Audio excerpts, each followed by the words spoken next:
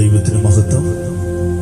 മീഡിയയിലൂടെ ശ്രമിക്കുന്ന എല്ലാവർക്കും യേശുക്രിസ്തുവിന്റെ നാമത്തിലുള്ള വന്ദനം അറിയിക്കുന്നു. ഞാനൊരു ചെറിയൊരു കഥ പറയാൻ ആഗ്രഹിക്കുകയാണ്. ഇന്നത്തെ തലമുറയുമായി ബന്ധപ്പെട്ട ഒരു സ്റ്റോറിയാണ്. അതിപ്രകാരമാണ്, ഒരിക്കൽ ഒരു പിതാവ് തന്റെ മകനോട് എപ്പോഴും വഴക്ക് പറയും. ആ മകനെ നമുക്ക് ഡേവിഡ് എന്ന് വിളിക്കാം. എപ്പോഴും പിതാവിന്റെ വഴക്ക് കേട്ട് അവൻ വളരെ അരിശമായി. അവൻ എന്തെടുത്താലും പിതാവ് വഴക്ക് പറയാൻ കാരണം, അവൻ ഫാൻ ഇട്ടിട്ട് ഓഫാക്കാതെ വെളിയിൽ പോകും, TV ഓണാക്കിയിട്ട് ഓഫാക്കാതെ ഫ്രണ്ട്സിനോടൊപ്പം കളിക്കാൻ പോകും. അങ്ങനെ പല കാര്യങ്ങൾ. അവർക്കുള്ള പൂന്തോട്ടത്തിലെ പൂക്കൾ നനയ്ക്കുവാൻ വേണ്ടി പൈപ്പ് ഓണാക്കിയിട്ട് അതടയ്ക്കാതെ അവൻ മാറിപ്പോകും. അങ്ങനെ പല കാര്യങ്ങളിലും പിതാവിനെ വഴക്ക് പറയുമായിരുന്നു. അങ്ങനെ ഈ ഡേവിഡ് എന്ന് പറയുന്ന ഈ മകനെ എങ്ങനെയെങ്കിലും ഒരു ജോലി ലഭിച്ച് ഈ ഭവനത്തിൽ നിന്ന് പോകണമെന്ന് വളരെ ആഗ്രഹിച്ചു. അങ്ങനെ ഇരിക്കുമ്പോഴാണ് ഒരിക്കൽ അദ്ദേഹത്തിന് ഒരു ഇന്റർവ്യൂവിനുള്ള കോൾ വരുവാനിടയായി. അങ്ങനെ ഇന്റർവ്യൂവിനുള്ള ദിവസമായി പോകുവാനുള്ള പ്രഭാതത്തിൽ എല്ലാ കാര്യങ്ങളും ക്രമീകരിച്ച് പോകുവാൻ വേണ്ടി ഇറങ്ങുമ്പോൾ വീണ്ടും പിതാവ് അവനെ പറഞ്ഞു, അവിടെ ചെന്നിട്ട് ആവശ്യമില്ലാതൊന്നും പറയുന്നു. അപ്പോഴും അവൻ മനസ്സിൽ ചോടാ, ഈ ഇന്റർവ്യൂവിന് പോകുമ്പോഴും അപ്പന്റെ ശകാരമാണ്. അങ്ങനെ ഇന്റർവ്യൂ നടക്കുന്ന ആ സ്ഥലത്തെത്തി. പെട്ടെന്ന് ഗേറ്റിലൂടെ അകത്തോട്ട് കയറിപ്പോൾ ആരോ മനസ്സിൽ പറഞ്ഞു, ഗേറ്റ് അടലാണ് അപ്പന്റെ ശബ്ദം പോലെ. പെട്ടെന്ന് അവൻ ഗേറ്റ് അടച്ചു.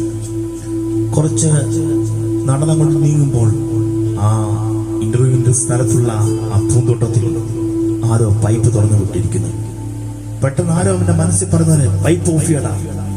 പെട്ടെന്ന് അവൻ പൈപ്പ് ഓഫ് ചെയ്തു. അങ്ങനെ സ്റ്റെയർ കയറി മേലോട്ട് ചെല്ലുമ്പോൾ ഈ സ്റ്റെയറിലെല്ലാം ലൈറ്റ് ഇട്ടിരിക്കുകയാണ്. ഏകദേശം 11 മണിയായി. ലൈറ്റിന്റെ ആവശ്യമില്ല. അപ്പോഴും ആരോ പറയുന്നു, ലൈറ്റ് ഓഫ് ചെയ്യടാ. ഇതെല്ലാം പറയുന്നവന്റെ അപ്പന്റെ ശബ്ദം അവൻ കേൾക്കുന്നുണ്ട്. പെട്ടെന്ന് ലൈറ്റ് ഓഫ് ചെയ്തു.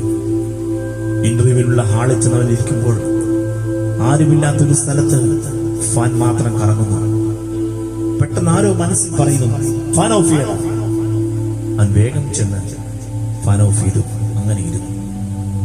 അങ്ങനെ ഇവന് അവസാനമായി ഇന്റർവ്യൂവിന്റെ സമയത്ത് അവർ അകത്തേക്ക് വിളിച്ചു. എന്നിട്ട് അവനോട് ചോദിച്ചു,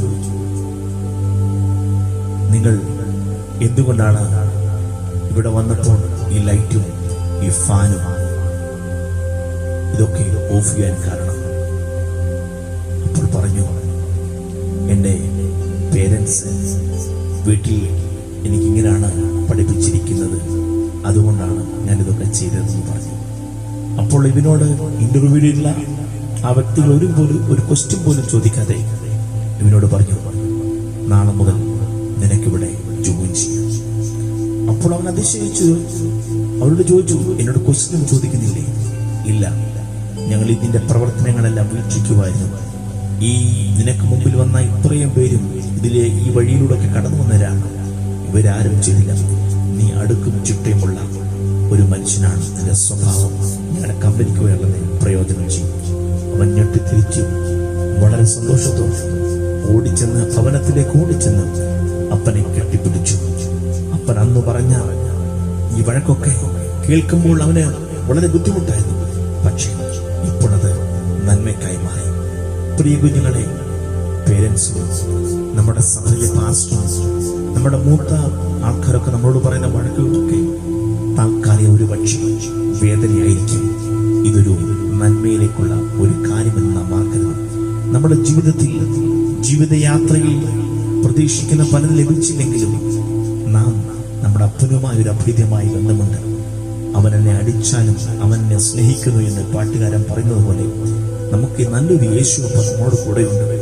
ഏത് സാഹചര്യത്തിലും ഹയർ സ്റ്റഡീസിനൊക്കെ പോകുമ്പോൾ ഒരുപക്ഷെ നമ്മുടെ പപ്പായെ പോലോ മമ്മിയെ പോലോ അല്ലെങ്കിൽ നമ്മുടെ സൺഡേ സ്കൂൾ ടീച്ചേഴ്സിനെ പോലെയോ പാസ്റ്റേഴ്സിനെ പോലും ആരും നമ്മളെ നോക്കുവാനോ പ്രേരണ വരണമേ എന്ന് പറയാൻ പോലും ആരും കാണത്തില്ല. പക്ഷേ ഒരു കാര്യം മുറുകെ പിടിക്കും, യേശുവിനെ മുറുകെ പിടിക്കും. ഏതു സമയത്തും ഏതു നേരത്തും ദാവീദ് പറയുന്നത്, യഹോവ എന്റെ ഇടയനാണ്. ജീവിതത്തിലെ ഇടയസ്ഥാനം, പ്രഥമ സ്ഥാനം ദൈവത്തിന് കൊടുക്കുക. പ്രതിസന്ധികളെ മാറ്റാൻ ദൈവത്തിന് കഴിയും. വിശ്വസിക്കുക, ദൈവത്താൽ കഴിയാത്ത ഒരു കാര്യമില്ല. ഇന്നത്തെ പരാജയങ്ങളെ നാളത്തെ വിജയങ്ങളാക്കി മാറ്റാൻ ദൈവത്തിന് കഴിയും. ഒരു കാര്യം മനസ്സിലാക്കണം, ഏലിയാവ് പാർത്ത കിരുവിന്റെ ആ ഭാഗത്ത് ഒരു മനുഷ്യന്റെ സാന്നിധ്യം പോലും ഇല്ലെങ്കിലും ഏലിയാവിനെ പോറ്റാൻ ദൈവത്തിനൊരു കാക്ക മതിയായിരുന്നെങ്കിൽ ഈ വിഷയത്തിൽ, ഒരുപക്ഷെ അനുഭവിക്കുന്ന വിഷയത്തിൽ ആരും സഹായം കാണത്തില്ലായിരിക്കും. ആയിരക്കണക്കിന് വഴികൾ തുറക്കുവാൻ കഴിയുന്ന ദൈവത്തിൽ പരിപൂർണമായി വിശ്വസിക്കുക. ദൈവം നമുക്ക് വേണ്ടി അത്ഭുതം ചെയ്യും. ദൈവം എവരെയും അനുഗ്രഹിക്കട്ടെ. God bless you all. Praise the Lord.